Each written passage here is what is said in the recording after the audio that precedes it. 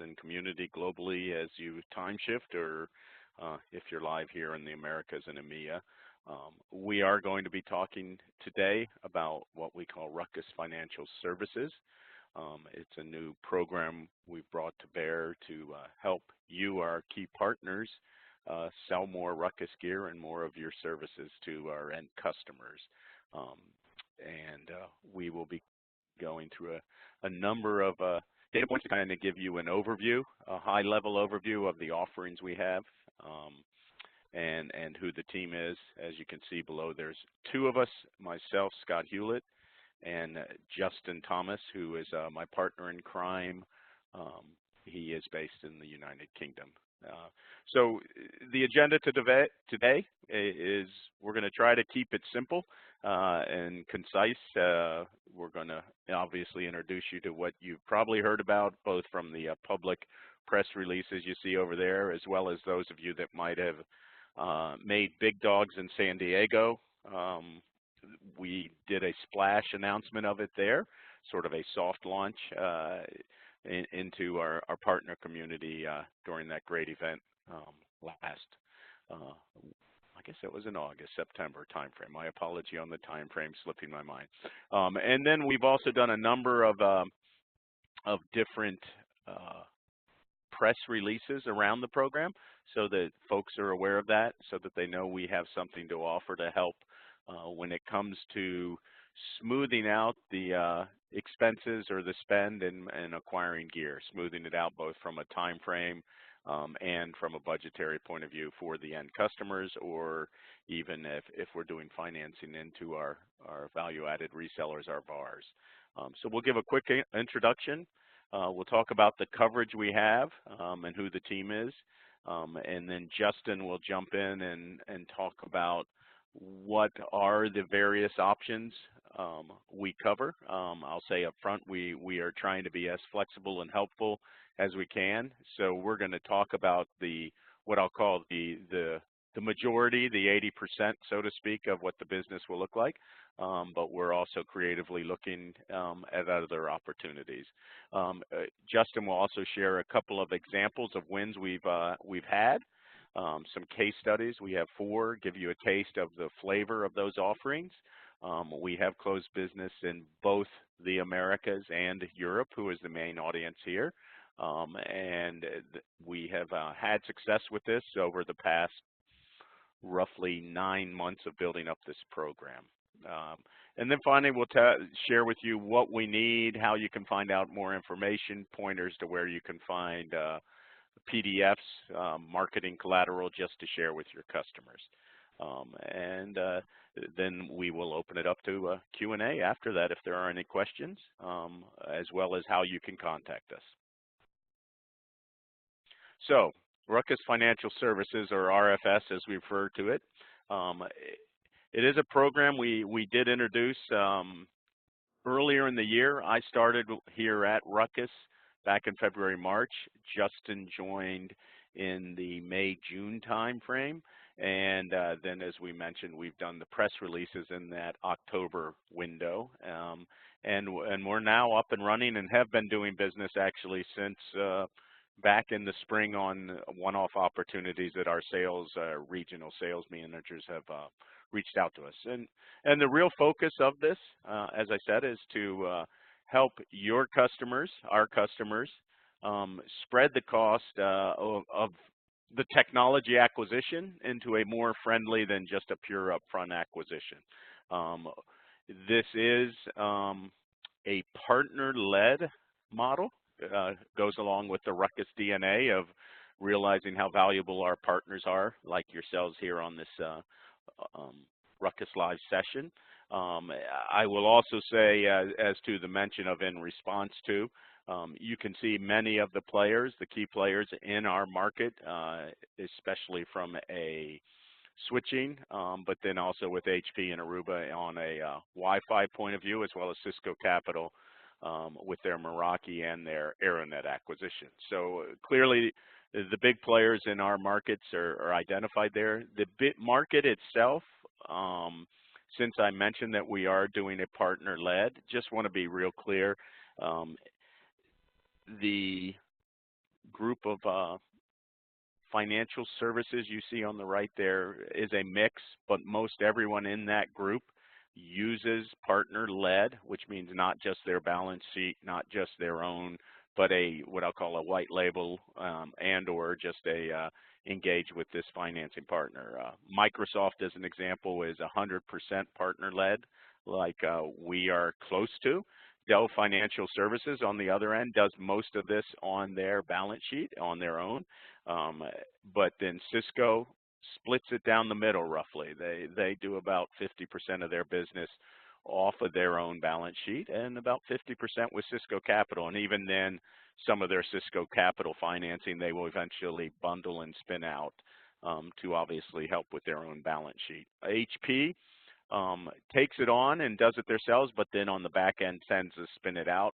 We have heard discussions that HP is looking to farm this business out of their balance sheet and move it off to a finance company, but don't have a lot of details there. And then finally, Juniper also does this all through partner-led models. So I think the key message there is partner-led modeling is not some big negative.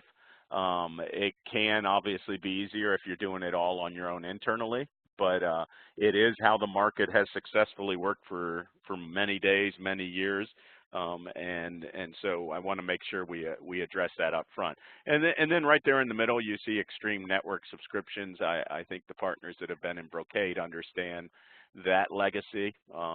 We knew from that business level and that appetite that there was a need to fill the gap, and that really led to why Aris, as we moved under Aris, felt it was important to set up this sort of a team and help you be successful so we're all successful.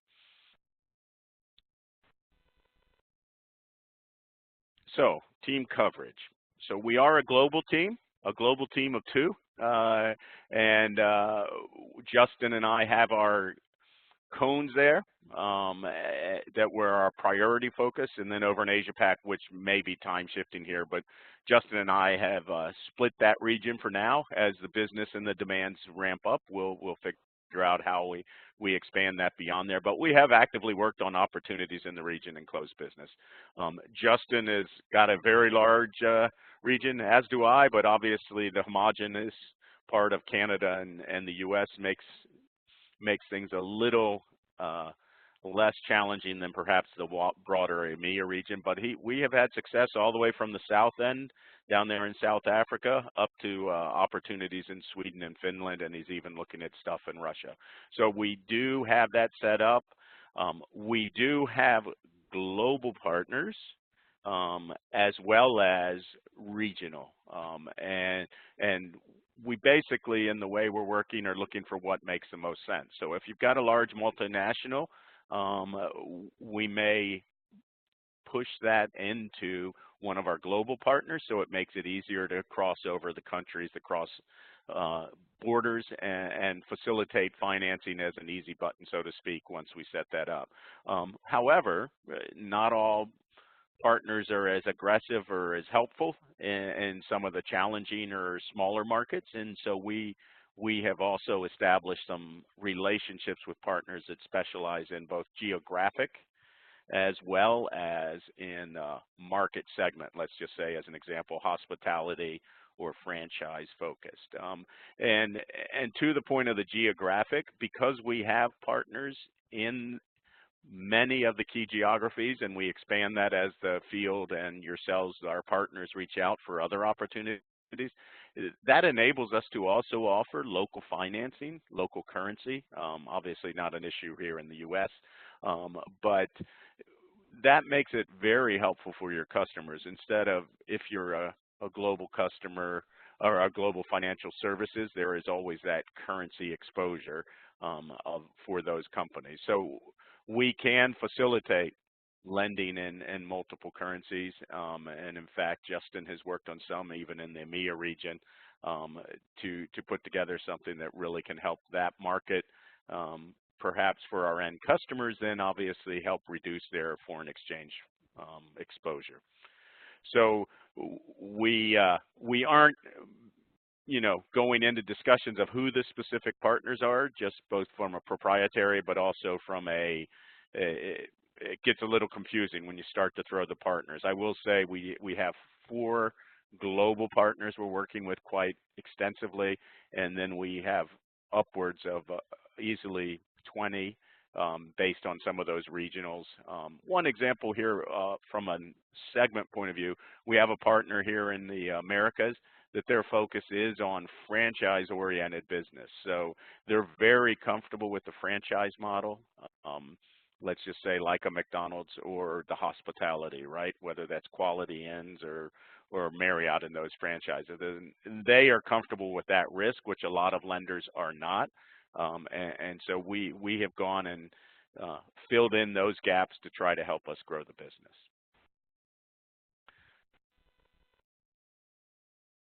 All right, hold on a second. Sorry about that. I think let me shrink that if it went off on your screen. So next, Justin, who's my partner. As I mentioned, he's in the UK. He'll be talking about the offerings we have at a high level. He'll be talking about how you can find out information about some win cases, and then wrapping it up with who to contact and where to go next. Justin? Great. Thanks, Scott. Much appreciated. And again, thanks for all the partners that have joined the call today. It's very exciting to be able to bring this program to life, and obviously you guys are absolutely critical in terms of how we can help launch this and essentially close more deals. So in front of you is essentially what our core offerings are across majority of our global markets. So hopefully you've seen something like this already in the form of a marketing collateral or a brochure from your Ruckus partner account manager. However, if you haven't, I'll go through where you can find all the marketing collateral that's available to you. Now, the 4 key offerings here, I would say, are available in most countries. However, as you can appreciate, in certain countries there are some restrictions in regarding what financial products can be offered. Also, in some countries it might be called something else than what's on the slide in front of you, but it's essentially the same product. But as a whole, I would assume as a minimum the top 2 products are available to all key markets. But there might be a few minor tweaks and changes if you look across the Americas, EMEA and Asia Pac. So the first one that I'll touch on is the capital lease, or commonly referred to in Asia Pac in Europe as a finance lease. And this is essentially a lease to own structure. So this is where a customer has a solution, and for whatever reason they either don't have the budget or they want to use the money in their account, in their bank account for something else, for their core business. They want to own the Ruckus solution, but they want to spread that cost over a certain period of time. But the fundamental rationale of this one is they want to own the product at the end. So this is essentially just spreading that upfront capital cost over a certain term, whether it be 24, 36, 48 months. We can go up to 60 months in most markets as well, so 5 years. But the typical term in most markets is actually 36 months as a funding term. So very straightforward. Essentially a lease-to-own type product where you're spreading the acquisition cost over a certain period.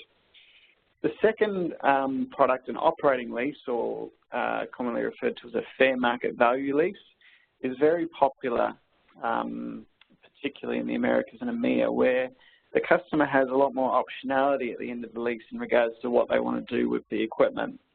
So with a capital lease or a finance lease, it's very straightforward. They will a payment of a nominal sum, and they will take title of the equipment. On operating lease, however, they have the option to either return the equipment, which means that for our partners, that gives you a great opportunity to go in and refresh with new Ruckus equipment.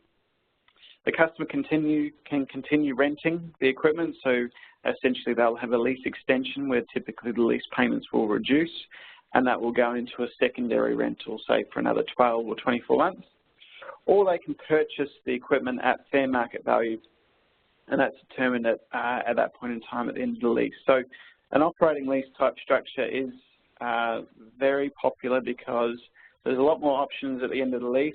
They can upgrade to brand new technology at the end of that term, or they can purchase it fair market value if they decide so. Now, we don't give any guidance in regards to how a customer treats these products from their own accounting perspective. We would always say to them to check with their own accountants and auditors, but typically the first option, a capital or a finance lease, is normally treated as what you would call on-balance sheet, so classified as a debt, whereas typically an operating lease is classified as off-balance sheet, and they expense the rentals on their income statement as opposed to a nominal interest cost. Now, there are some accounting changes coming into 2019. If we had another 4 hours, we could talk about it on the call, but we don't. But essentially, the market is still waiting to hear on what these accounting changes mean. But for the time being, I would treat these two core offerings as about 80 to 90% of what we actually finance, because it's either, from the customer's point of view, they either want to own it or they want a little bit more flexibility at the end. The third one is a subscription-based model, or in EMEA, it's branded as a minimum term rental, where the customer will pay a monthly subscription or rental amount just for the use of the equipment. And at the end of the minimum term, they will return that equipment.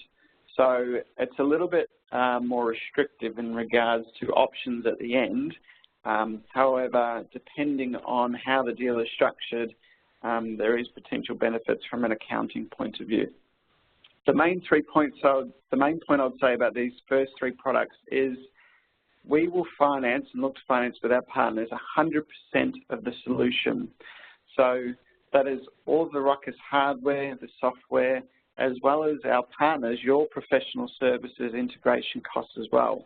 So it's really that end CapEx price that the customer would normally pay cash. That's the amount that we finance. Plus, the other piece to note is we're not obviously in the business of financing competitor products. However, if there is complementary third-party product in the deal and the customer's approved for a higher credit amount, then we can look to incorporate that into the deal as well. So I guess for our partner network, that's very valuable because, you know, previously in the past, under certain ownership, we were restricted in regards to only funding our equipment. Now we are able to offer 100% of the solution as well as professional services, which is often a large part of the transaction where the customer would need to pay for that separately. So that's bundled in as well. And then lastly, we will have a 0% financing option. So this is essentially a capital or a finance lease. However, Ruckus subsidises the interest on behalf of the customer, and we'll look to do this on a promotional basis, where whether we do it on a particular sort of product or a particular quarter in order to drive incremental volume. Obviously, the main piece of that is when we do offer interest-free, we can naturally only subsidise the Ruckus solution only, whereas any other third-party equipment or partner professional services would be excluded from the interest-free component. Now, as Scott said, we are covering today the products that are sort of run-of-the-mill, if you will. So 80 to 90% of the products that we finance at the moment are in front of you in that box. However, we do have alternative solutions for different types of customers as well, and we can get a little bit creative depending on the nature of the deal. So whether it be payment holidays, or we've got there in the additional solutions box, skip, step, or defer. So that's where we can match the monthly lease or finance payments to that customer's cash flow. So, for example, in the education sector in the UK, often schools get a large upfront amount of money for their budget for the year, and they often want to spend that at once. So we typically have annual payments for schools, whereas in the agricultural sector, for example, their cash flow is very seasonal, so we can align seasonal payments with that business as well. As Scott briefly mentioned, obviously in EMEA there's a lot more of this going on, and in Asia Pacific, where we are funding in country in the currency that's denominated by the deal. So if you're a business you know, in the Netherlands, then it'll be in euro. If you're in Turkey, it'll be in Turkish lira. If you're in Britain, it'll be in sterling. So there isn't any confusion that we're only going to fund in USD as an American company. Through our funding partners being on the ground, it is in local currency, and we can look to do cross-border transactions as well. And then there's the managed service piece. So a lot of our most of our finance customer base is directly to end user.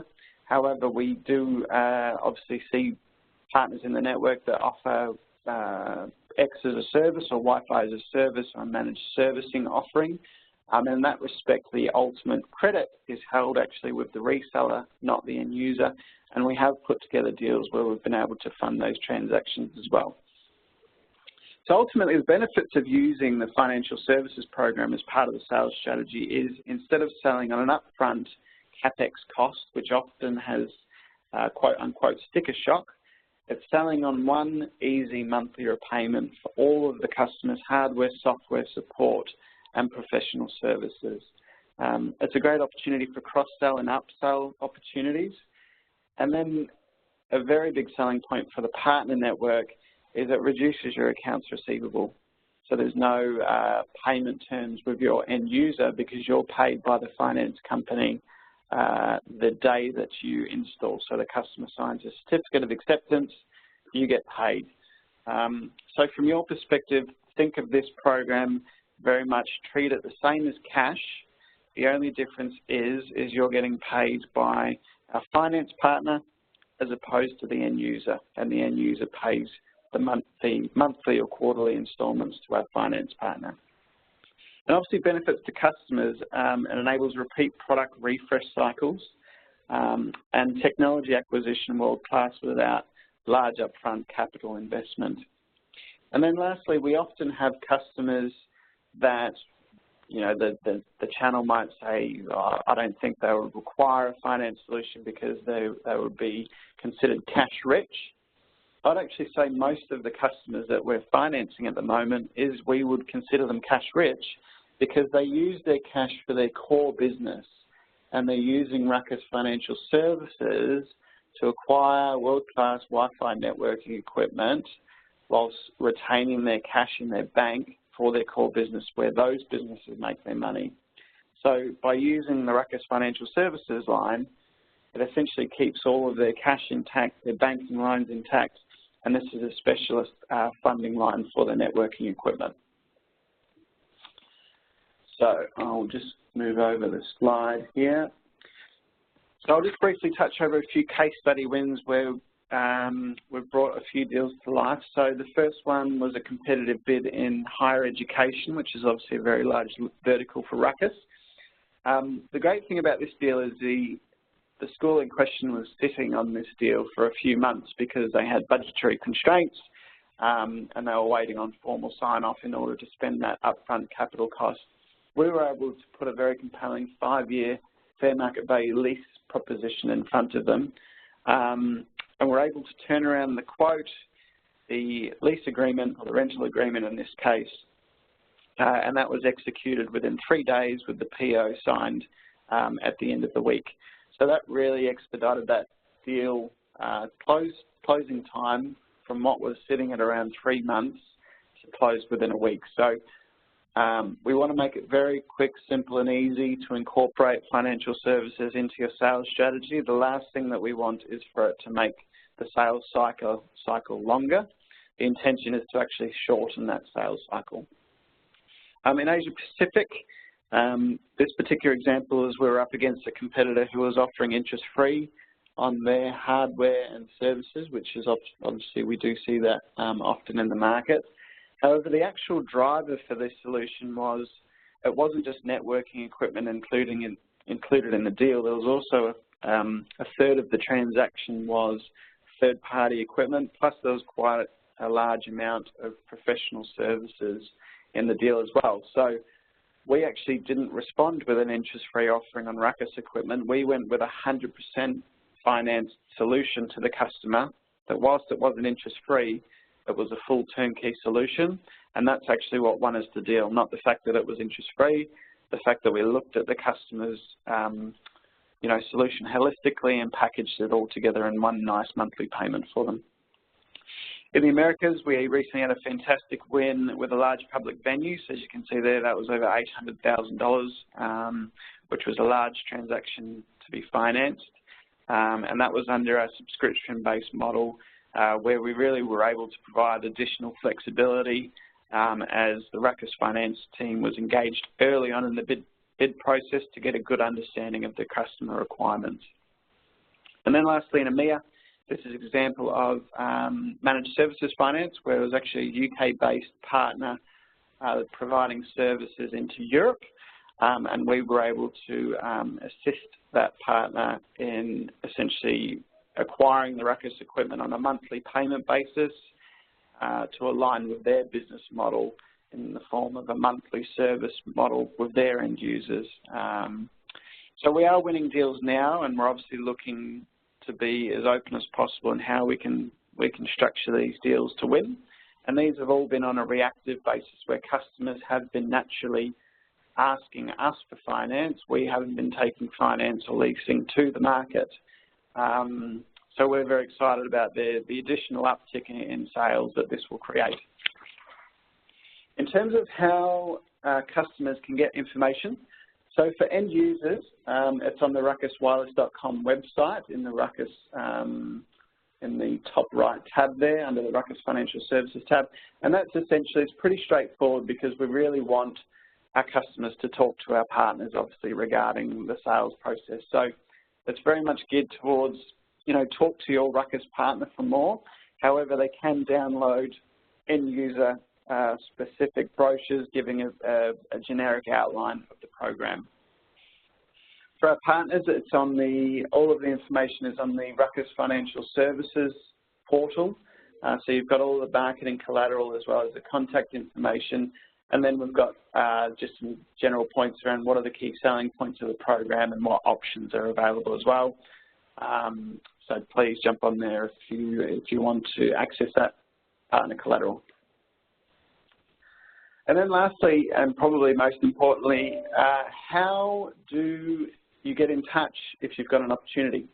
In terms of the process, we want to make it very straightforward. And as this is a new program to Ruckus, we will look to digitize this process a little bit more in the form of allowing our partners to submit a deal, whether it be through DealReg or through the partner portal, and watch this space in regards to that integration.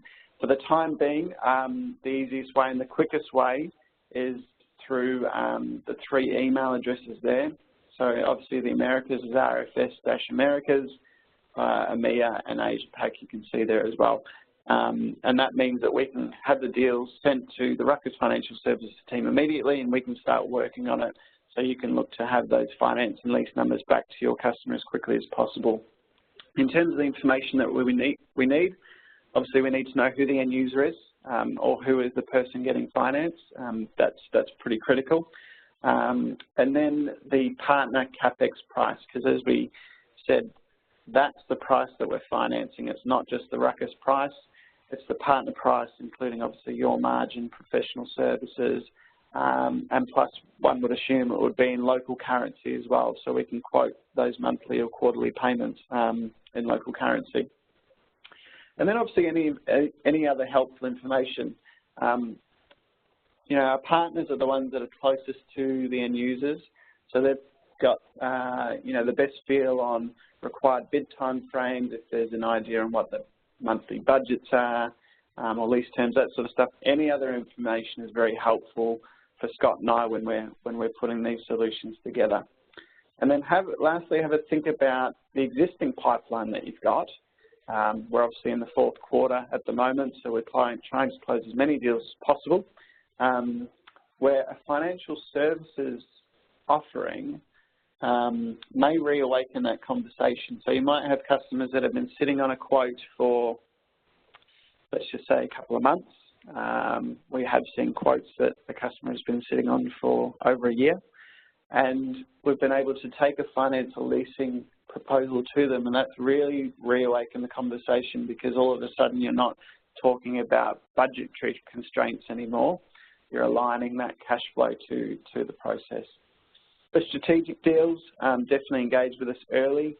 You know, tenders and those sort of strategic deals where they might require a little bit more work.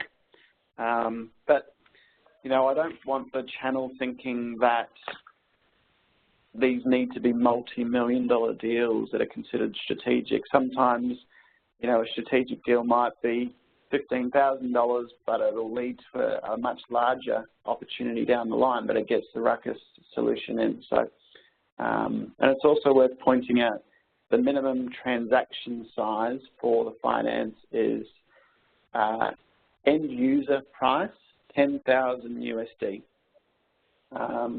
So that includes obviously your professional services as well. So we're not setting the bar overly high in regards to when you can request a finance quote.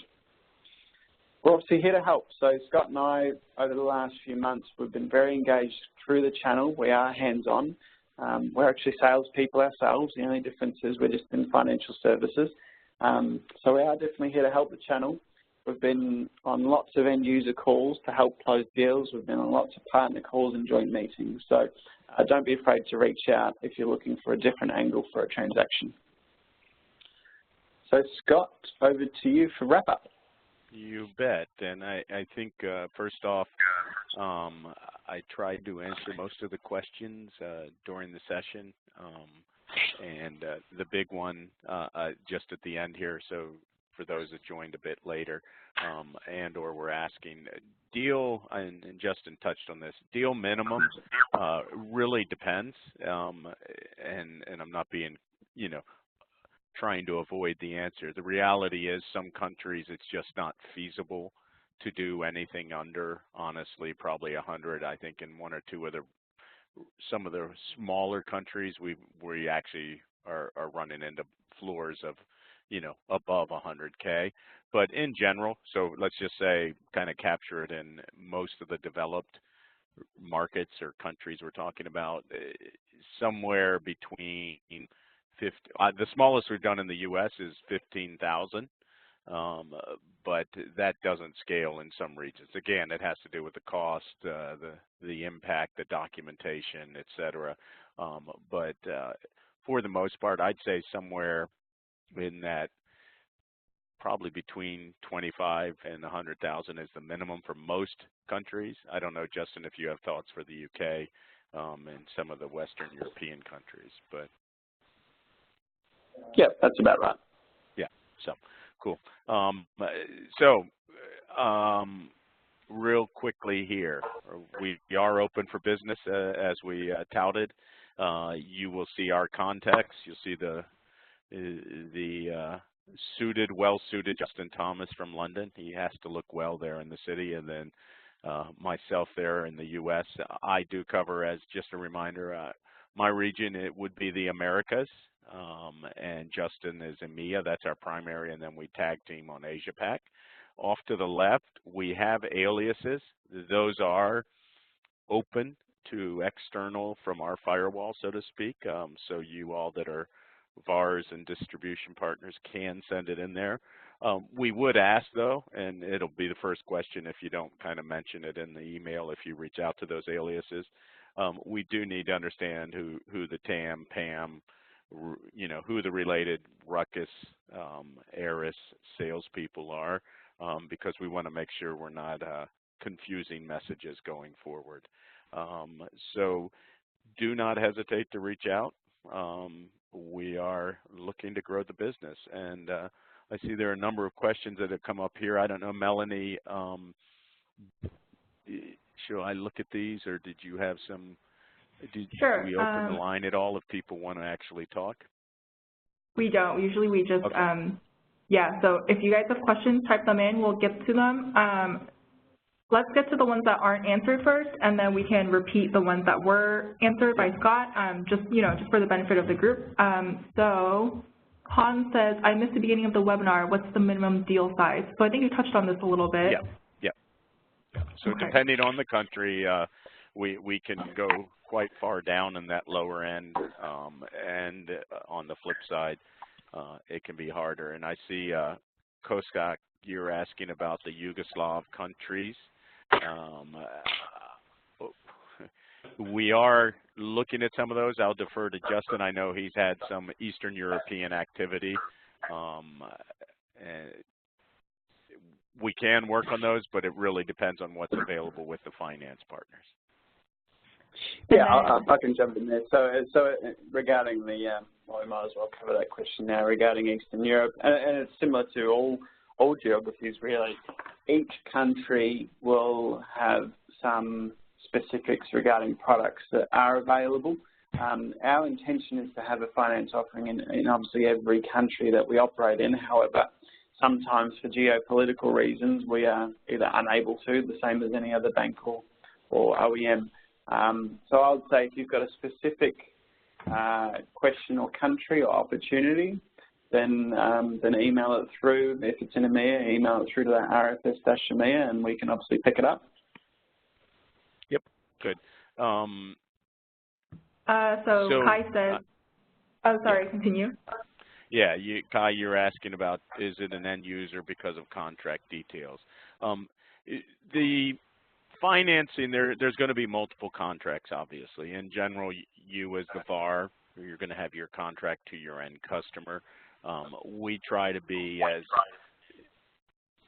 easy to work with around that. And what I mean by that is the financing at the end of the day is going to have to be signed off and agreed to with the borrowing party. And why I put it that way is we have, as Justin referred to in some of our wins, we have done deals that are financing into the VAR so that they can then turn around and resell or sell a managed service. So we have, whoever the borrower is going to have that contract. We tag along, though, from the financing offer with our VARs in their quotes. So we'll put it together based on the end customer price, if that's who's going to be the borrower. Obviously, if the VAR, if you're borrowing and doing the financing on your balance sheet, that price is probably going to be lower than what you'll turn around and how you transact with your customer. So again, that depends. Hopefully that helps you. And I think we hit on, Jade, I see your question. We hit on a couple slides back the information we need. Ideally, we do need a deal, a DDO in the system here in SFTC at Ruckus, and that can help us get there. You can send your details to those aliases that are right there on the slide right now, depending on your region.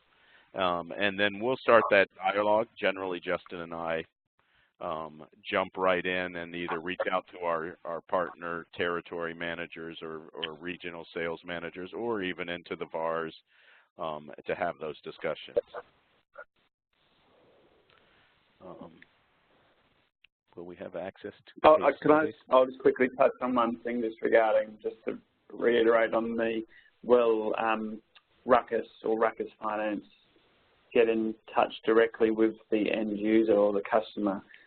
We won't do that unless you ask us to. So from a sales perspective, you know, you're still very much driving that. However, if you want us engaged and talking to the end user or the customer regarding the finance, we're more than happy to do that. But if you request a finance quote through the channel,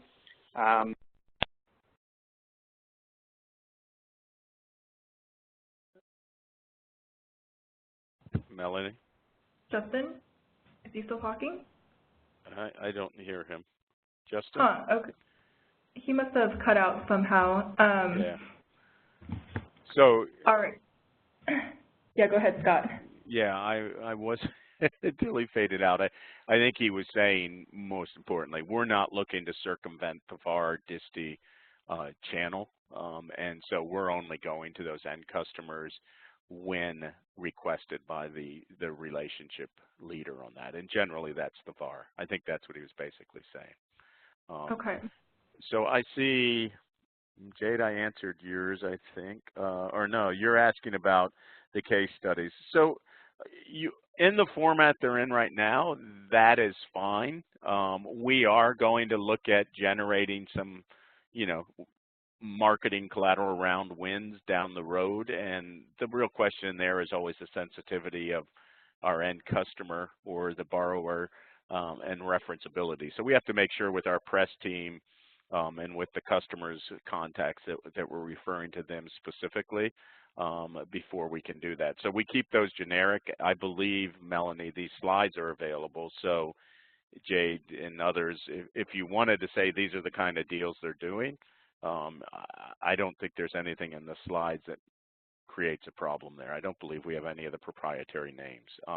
I do know on one of those deals that we referenced, we have already done some press release with the VAR on that.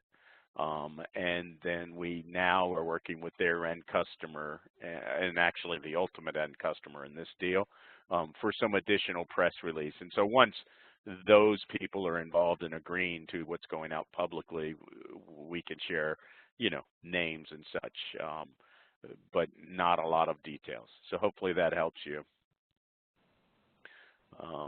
Actually, Manuel, it's already actively engaged and working. You asked when it's available. We had one small deal closed back in I think March, and we've been doing deals since. So we're open and actively doing it. We have actually talked with many in the LATAM Ruckus network, our internal people, about going to market. I actually have in LATAM a couple deals. We've done a lot of business in the U.S. part of the Americas and done some quoting up in Canada. Dal, you're asking if you could put those to the multiple MDUs. So we could do either or, again, depends on the country, but if we are financing one of the deals that Justin referenced, and I'm not sure if Justin's back, it looks like he's lost his audio, but one of the MDU deal, one of the managed service deals, that customer was actually turning the equipment around into multiple end customers, which would follow with what you referenced there, Dow. And so the amount we funded was to cover multiple projects. So that VAR in this case is the financial backing, is the borrower on the equipment, on the financing, and he then is cutting it into pieces as his end customers, and I believe there may even be some MDUs, multiple MDUs in that. Hopefully that helps there. Andy. So yes, Andy's asking if, yeah, Justin just Skyped me that he lost audio. So Andy, to your question, we can do quotes, and actually that is how often the process starts. So we can give indicative pricing, and you're 100% right, whether that's Cisco Capital, Dell Financial, Hewlett Packard, or HPE, I guess, as we call it these days, or the Ruckus Financial Services. We can do estimated payments. Funny you mention it. We do have on our radar for next phases to try and even offer what I'll call a lease or payment calculator option that people could have access to, but we'll cross that bridge. So yes, we could do that, and it's always subject to the caveats. You do pretty good there, Andy, so well done. And Hans, good question on CommScope. The way we have structured this working with the partners, this is our financing partners' credit analysis for the most part, for the majority of the business. So CommScope won't be shutting that down. I don't think CommScope's shutting much down, right? Obviously, we're in the 6 months where a lot's going on, but there shouldn't be a problem with CommScope at all in this model. So we should be good. Hi, Scott. It's Justin here. Can you hear me now? Hey, Justin, welcome back, man. Sorry you lost your audio. Thanks. No, I'm back. I tried to make your accent and act like you were on, but it didn't work. Yeah. Obviously, we can't comment on the whole CommScope acquisition. However, I'm not sure. I just dialed back in, but the basis of this model is we're not tying up Aris's capital or Ruckus's capital with this program or risk. So this model is easy to replicate and continue. So we don't feel there would be any issues in regarding continuing offering this financial services offering. I think, I don't know, did I do a good enough job there, Melanie? I think we've covered them all. Yeah, you did. We actually have a few more questions in chat. I don't know if you got to David's question regarding the managed service example in EMEA. He said, does it mean that the VAR can benefit the financing solution even if the equipment is installed on the customer premise? Yeah, so, and that's a great question. So with the managed services offering, that's essentially where the partner or the VAR is taking out the finance and paying a monthly payment for the equipment, and then subsequently they're receiving a monthly payment from their end user in the form of a managed services subscription or offering. So the equipment is installed on the customer premises. However, the ultimate credit risk in that sort of transaction is with the partner, with the VAR. So, you know, I would say ultimately it comes down to the strength of the partner, because if their end user stops paying for whatever reason, you know, the partner is still obligated to meet those finance repayments. So it is a different structure in terms of risk, and it's very worth you know, really noting if you do have that model and you're looking to use finance, the risks and ultimately the rewards that are involved in that. The one benefit with the managed services finance is it does allow you to scale your business, obviously, quicker, because you're not constrained by your own balance sheet and how much equipment you can purchase out of your own capital.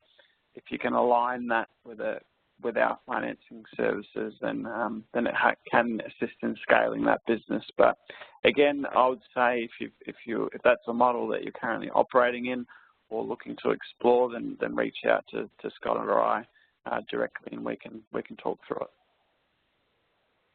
All right, and then someone else says, can we use this for MSP subscription business model?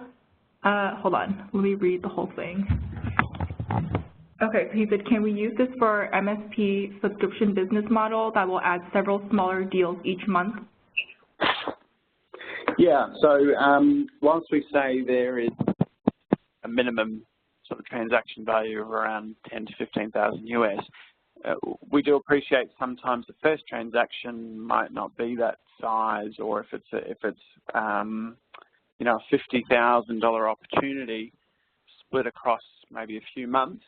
And essentially what we would do is look to approve the total facility amount, and then as the equipment's delivered, we would subsequently pay out, and then the customer's payments would just change according to that delivery. So where we say the minimum transaction is 10 to 15, we say that typically it'll be a one-off transaction.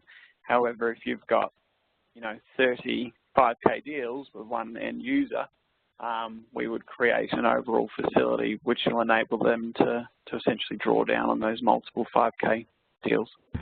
Yeah, and I'll just add as an example to the flexibility again to how we're going to market. We had a proposal we put together for a large VAR in the U.S. that was basically to address a very large project that they were going to be an MSP on.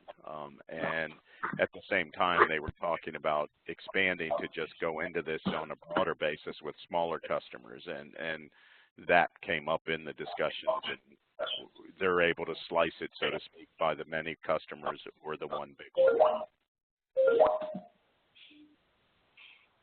All right, looks like that's all the questions. Thank you everyone for joining. Thank you, Scott and Justin, for the great presentation. We'll stay online for a few more minutes in case you do come up with something else. And a quick reminder that this webinar is recorded and the slide deck will be available, so those will be posted to the partner portal in probably 3 to 4 hours, and they'll be emailed to you separately in about 24 hours. So have a great day, everybody. Thanks all.